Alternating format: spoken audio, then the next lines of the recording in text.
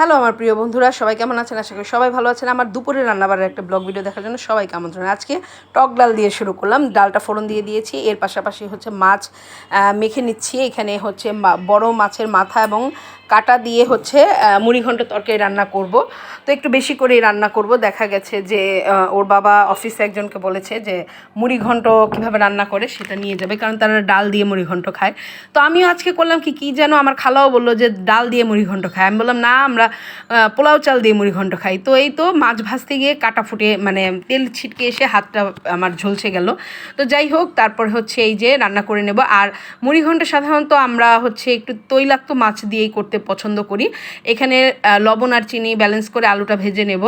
আর এখানে আমিও করলাম কি, খালার কথা শুনে একটু মুগ ডাল আর পোলাও চাল একসাথে হচ্ছে দিয়ে দেব, দিয়ে রান্না করব।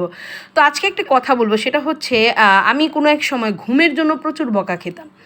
কারণ আমার এত ঘুম আসতো যে মানে প্রচুর ঘুমাতাম। আগেও ঘুমাতাম, বিয়ের পরেও বেশ ভালোই ঘুমিয়েছি। কিন্তু এখন দেখেন রাতকে রাত চলে যায়, একটুও ঘুমাতে পারি না। এত মেডিসিন খাচ্ছি বা ঘুমের জন্য অনেক কিছু করছি, কিন্তু ঘুম আর আসে না। কী কারণে আসে না এটা আসলে বুঝি না। কোনো টেনশনও করি না, বাড়তি কোনো চিন্তাও নেই যে ঘুম আসবে না। কিন্তু আসলে এটা অনেকেই বলে যে একটা এজের পরে এসে ঘুমটা কমে যায়। তো যাই হোক, যারাই ঘুমায় তাদেরকে অবশ্যই ঘুমাতে দেবেন, কারণ হচ্ছে ঘুম হচ্ছে সৃষ্টিকর্তার একটা আশীর্বাদ। কারণ যে ঘুম না আসে সে বুঝতে পারে যে ঘুম না আসলে যে আসলে কতটা বিরক্তিকর লাগে। তো এই তো এরই মাঝে আমার রান্না হয়ে গেল। মাছের মাথা দিয়ে হচ্ছে মুড়িঘণ্ট বা মাছ দিয়ে, সেখানে হচ্ছে মাছও দিয়েছি। তো এইভাবে আপনি শুধু মাছ দিয়ে ওইভাবে তরকারি রান্না করে খেতে পারেন। পাশাপাশি মাথা দিয়ে তো মুড়িঘণ্ট করাই যায়, আপনি সাইড ডিশ হিসাবে নিতে পারেন। আর এই তো আমার হচ্ছে এবার জিরা আর গরম মশলার গুঁড়া দিয়ে হচ্ছে নামিয়ে নেব। আর নামানোর আগে কিছু কাঁচামরিচ আস্তে আস্তে দিয়ে দিয়েছি। তো দেখেন আমরা যে মুড়িঘণ্টটা করি একটু গ্রেভি থাকে, একদম শুকনো হয়ে যায় না।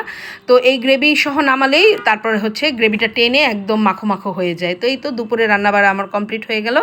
তো আজকে করলাম কারকোল ভাজা, আমড়া দিয়ে ডাল আর মাছ দিয়ে মুড়িঘণ্ট বা মাছের একটা তরকারি।